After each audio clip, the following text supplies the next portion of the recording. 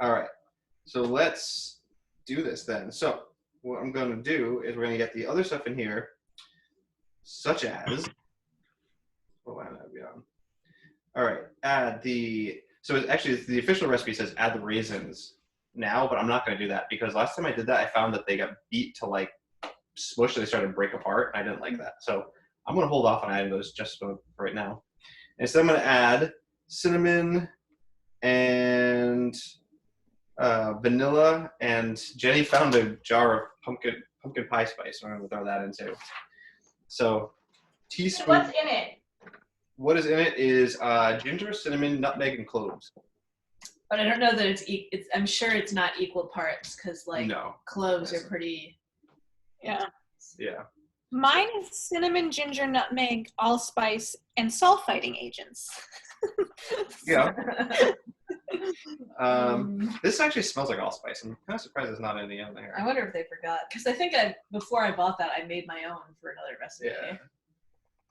All right, so I'm just gonna put in a teaspoon of this stuff. A teaspoon of cinnamon and a teaspoon of pumpkin pie spice. Yeah. If you don't have pumpkin pie spice, you can just not do anything. Last time I did this, I put in the zest of one lemon and the zest of one orange, and I thought that would give it a lot of flavor, but it actually didn't. I couldn't taste. I think I could taste it a bit. Yeah. That's the kind of thing I add to the frosting. That's a good idea. Yeah, so I'd try it again, maybe with like 2 or 3 lemons or oranges, but. So it's a teaspoon cinnamon. Yeah, a teaspoon of cinnamon. And then you guys are doing a teaspoon of your spice, so I'm just gonna do little bits of all the things you said.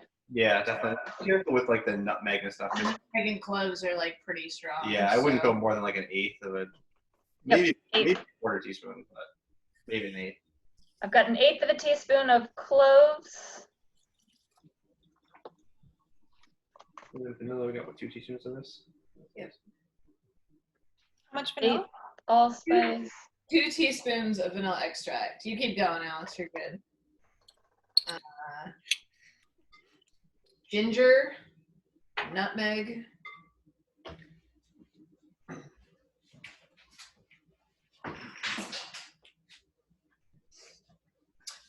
Should we put the chunks in now?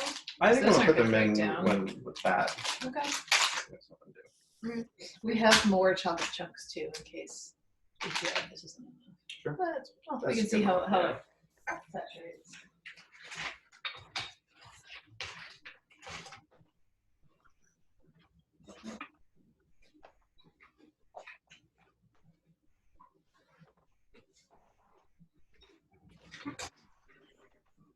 And 2 teaspoons vanilla, yes? That's right.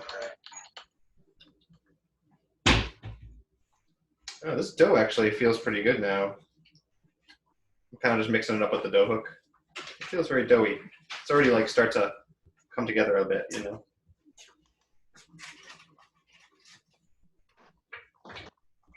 It smells so good. If this works, these are going to be so yummy. Mm-hmm. If it works, I mean when it works. A big if for me. I think that was questionable. Amber, has any of yours tasted bad or it just looks funny? Great question. It just looks bad so far. It's all tasted good. Mine have had increasing disasters in appearances, but have tasted amazing. So I'm letting it go. I love it. And then we press mix, David? Yeah, so I'm gonna put this on mix on number 3 for 8 minutes. So I don't know. I mean, do we want to like just stay on the call for 8 minutes here? Because after this, basically, so here's what I'm gonna do. I'm gonna put this. Let's talk it. What's that? Let's talk it. Let's talk it out. Yeah. So what I'm gonna do is I'm gonna mix this for probably like 7 minutes, and then I'm gonna add in my apricot and chocolate. For the last minute. For the last minute, just because I want this thing to get kneaded essentially, right? Yeah. But I don't, like I said, I don't want to break up all this stuff, so I'm just gonna add it at the last minute. Great. So the need for that. And then you're gonna cover it with saran wrap. So I'm just gonna use my lid. Right. But I found saran wrap in addition to my other sticky stuff. Nice. So I'm in a good place. Saran wrap, and then it's gonna just stay out overnight, and that's it. And we'll see you in the morning. Yeah. It says if the dough starts to climb up the side of the bowl, stop the machine and push it back down. This is not overnight. This is while you're mixing. While you're mixing. If it's coming out of the bowl while overnight, you have a problem. The dough will be smooth and supple when finished. So that'll be something for you to look for, Amaris. Smooth and supple when finished. So, and it should not stick to your hands. If it does, add a sprinkle of flour. So would you recommend for Amaris that she like pours the contents of her bowl out and kneads with her hands? No, Amaris, were you there when we did the slap and fold technique? Mm-hmm. Okay, that's probably going to be maybe your best bet. So you knead it however you want. You know, you can try like pushing it like you would normally knead it, but you might find that it's going to be like pretty sticky and stuff. So the like what Josh had done before, so you're just going to pick it up and slap it down so it stretches out, and then fold it over, and then pick it up and just keep doing that. And that's probably going to take you like 15 minutes. Okay. So I think that's what we did for focaccia, right? I think for the focaccia we just did the stretch and folds. Well, I know what you're talking about anyway. So 15 minutes of slapping and folding right now, then what's it called? Saran wrap and leave it out. And stretch and folds. So this set of stretch and folds optional. I would recommend definitely for Amaris because of the fact you're going to have to do all this by hand. I recommend doing the stretch and folds. So like half hour after you're done and an hour after you're done, or just give it two of those like you would normally do for the boule or for the focaccia. Got it. You know, so like in an hour from now, stretch and fold, leave it on the counter. Then an hour later, stretch and fold, leave it on the counter. What do you think my bedtime is? Well, so I mean, definitely working with your schedule. So if that's just kidding. Okay, great. So the moral of the story is after I slap for 15 minutes, then I should stretch at intervals. Okay. So, it's like a workout regime. Yeah. I want video footage. You know, like Aaron's like, whoa. Oh my goodness. Okay, that sounds good. Thank you. And David did send the recipe, so if anyone's feeling confused about what to do. Totally. It's written in the recipe. The blog this is on is, you know cooking blogs where there's like 800 pages of like pictures and ads, and you finally get to the recipe down the bottom. So annoying. Yeah. So it's down there. So that's the deal. Let me see if there's anything I need to tell you about tomorrow morning before we get there.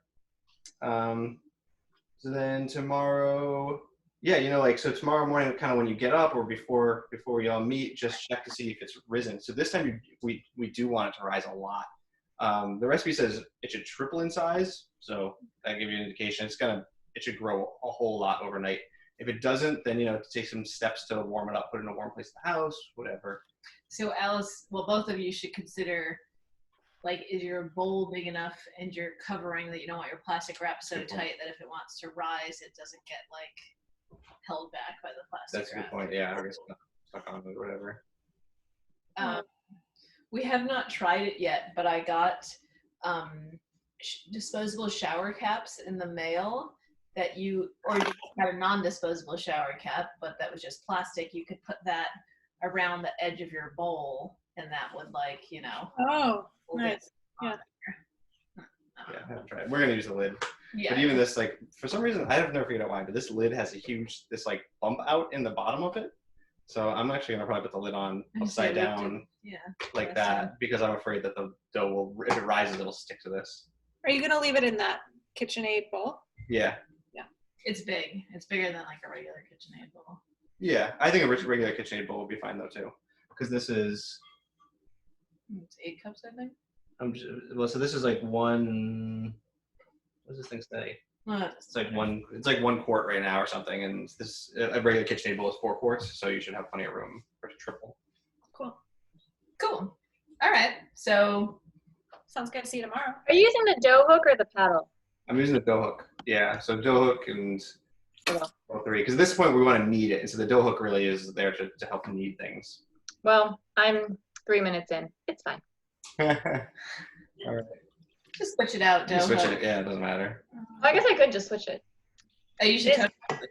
Very beautifully sticky and wonderful, like sticking to itself. Wonderful. Cool. Cool. All right. Good luck. All right. And you feel free to text or call or whatever if you have questions. Okay, thank you. All right. Sweet dreams. Bye, team. Bye.